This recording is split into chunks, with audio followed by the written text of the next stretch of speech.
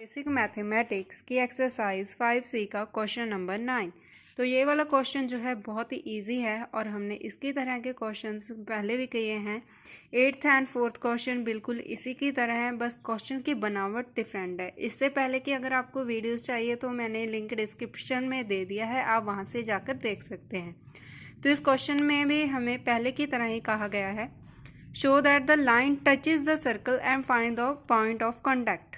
जिस भी क्वेश्चन में पॉइंट आ गया उसका मतलब है हमें एक्स एंड वाई की वैल्यूज़ को फाइंड करना है। तो पहले वाले क्वेश्चन में 8th में हमने किया था कि कोऑर्डिनेट पॉइंट्स फाइंड करने थे। एक सर्कल था और एक लाइन थी, वो दोनों आपस में हो रहे थे इंटरसेक्ट। तो इसमें क्या है, इसमें बस इतना सा डिफरेंस है। इस क्वेश्चन में भी हमारे पास एक सर्कल है और एक लाइन है। जो लाइन है वो इसे इंटरसेक्ट नहीं कर रही, इसे कॉन्टैक्ट करके जा रही है। या तो वो उसे टेंजेंट की तरह टच कर रही है या फिर इस तरह से, किसी भी तरह से वो टच कर रही है, लेकिन हमें बस वो जिस जगह पर उसे टच कर रही है उनके कॉन्टैक्टिंग पॉइंट्स हमें फाइंड करने हैं, यानी कि एक्स एंड वाई की वैल्यूज़ को फाइंड करना है। तो इस क्वेश्चन को भी हम सब्स्टिट्यूशन मेथड से करेंगे। लाइन की इक्वेशन से एक्स या फिर वाई दोनों में से किसी एक की वैल्यू निकालेंगे और सर्कल की इक्वेशन में पुट कर देंगे। तो हमारे पास इक्वेशन ऑफ सर्कल गिवन है x square plus y square minus 4x minus 6y minus 12 is equal to 0। ये हमारे पास सर्कल की इक्वेशन है और हमारे पास इक्वेशन ऑफ लाइन गिवन है 3x plus 4y plus 7 is equal to 0। तो मैंने आपको पहले भी बताया था कि हम सर्कल की इक्वेशन से x या फिर y की वैल्यूज़ इसलिए नहीं निकालते क्योंकि उसके ऊपर स्क्वायर होता है। अगर जब हम स्क्वायर हटा के दूसरी साइड लेकर जाएंगे तो वैल्यू हमारे पास एक्स एंड वाई की स्क्वायर रूट में आएगी, जिसकी वजह से हमें सॉल्व करने में थोड़ी प्रॉब्लम आएगी। तो हमें हमेशा इक्वेशन ऑफ लाइन में से एक्स या फिर वाई किसी भी एक की वैल्यू निकालनी है और दूसरी इक्वेशन में पुट कर देनी है। तो इस केस में हम वाई की वैल्यू निकालेंगे आज। तो हम क्या करेंगे, 4y is equal two plus का 7 साइड गया तो माइनस का 7, प्लस का 3x उस साइड गया तो माइनस का 3x। 4 इस साइड मल्टीप्लाई में है, उस साइड जाएगा तो डिवाइड में हो जाएगा, minus 7x minus 3x divided by 4। ठीक है, तो हमारे पास आ गई है y की वैल्यू। इस इक्वेशन को हम मान लेते हैं 1, इसको हम मान लेते हैं 2 और इसे मान लेते हैं 3। तो हम y की वैल्यू को इक्वेशन ऑफ सर्कल यानी कि इक्वेशन 1 में पुट कर देंगे। तो हम कहेंगे पुट इन 1। तो हमारे पास है x square plus y square minus 4x minus 6y minus 12 is equal to 0। तो हम वैल्यूज पुट करेंगे। तो जो हमने y की वैल्यू निकाली है उसमें से हम माइनस भी कॉमन निकाल सकते हैं। हमारे पास बन जाएगा y is equal to negative common आया तो बन गया 7 प्लस 3x डिवाइडेड बाई 4। ठीक है, तो हम इसे इक्वेशन नंबर 3 मानेंगे और इसे पुट करेंगे इक्वेशन नंबर 1 में। तो हम वैल्यूज़ को पुट कर देंगे। तो हमारे पास x square as it is रहेगा, y की वैल्यू है माइनस कॉमन है हमारे पास 7 प्लस 3x डिवाइडेड बाई 4 की whole square minus 4 into x minus 6x minus 12 is equal to 0, sorry 6y आएगा यहाँ पर, 6y is minus 12 is equal to 0।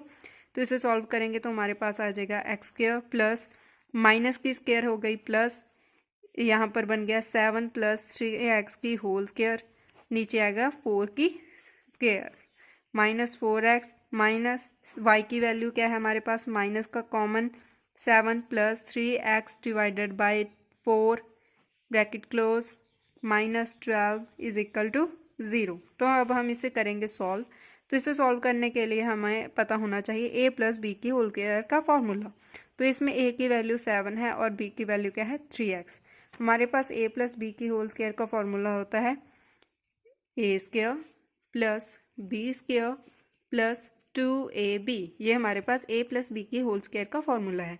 तो इस पर हम लगाएंगे स्क्वायर का फॉर्मूला, तो हमारे पास बन गया, यहाँ पर लगाएंगे तो 7 की स्क्वायर a की स्क्वायर प्लस b की स्क्वायर प्लस 2ab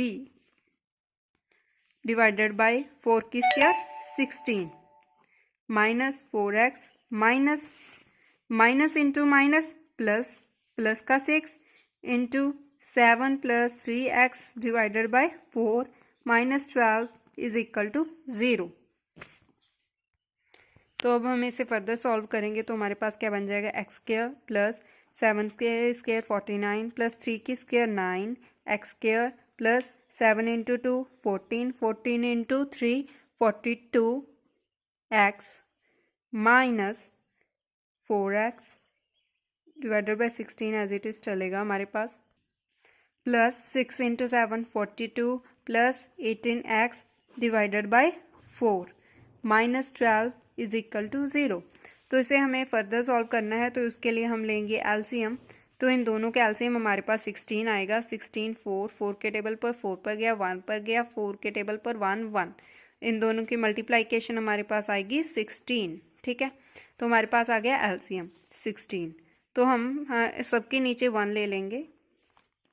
तो 1 के टेबल पर 16 कितने पर जाएगा, 16 पर। 16 को करेंगे एक्स की स्क्वायर के साथ मल्टीप्लाई, 16 1 पर ही जाएगा तो इसे हम एज इट इज़ लिखेंगे 49 plus 9 x square plus 42 x minus 1 के टेबल पर 16 पर गया, उसे करेंगे 4x के साथ मल्टीप्लाई प्लस 4 के साथ मल्टीप्लाई करेंगे क्योंकि 4 के टेबल पर 16 4 पर जाएगा, उसे 42 प्लस 18x के साथ करेंगे मल्टीप्लाई माइनस 12 को भी करेंगे 16 के साथ मल्टीप्लाई क्योंकि उसके नीचे है 1 इज इक्वल टू 0। तो इसे सॉल्व करेंगे तो हमारे पास बन गया 16 डिनोमिनेटर में एज इट इज़ नहीं रहेगा, उसे हम उस साइड लेकर जाएंगे, इज इक्वल टू 0 है ना, बाद में लेकर जाएंगे, स्टेप में नहीं लेकर जाएंगे। तो हमारे पास बन गया 16 x square plus 49 plus 9 x square plus 42 x minus 16 into 4 64x plus इन दोनों को मल्टीप्लाई करेंगे तो हमारे पास आएगा 168 plus 18 into 4 72x minus 16 into 12 192 is equal to 0 है हमारे पास। तो हमारे पास अभी हमने सॉल्व कर लिया, इसे इसके साथ मल्टीप्लाई किया, इसे एज इट इज़ लिखा, इन दोनों को आपस में किया, इन दोनों को, और फिर इसे इसके साथ भी किया और इन दोनों को आपस में किया। ठीक है, तो मैं अब 16 को साइड लेकर जाएंगे, इस 0 इंटू 16 हो जाएगा तो हमारे पास 0 बन जाएगा।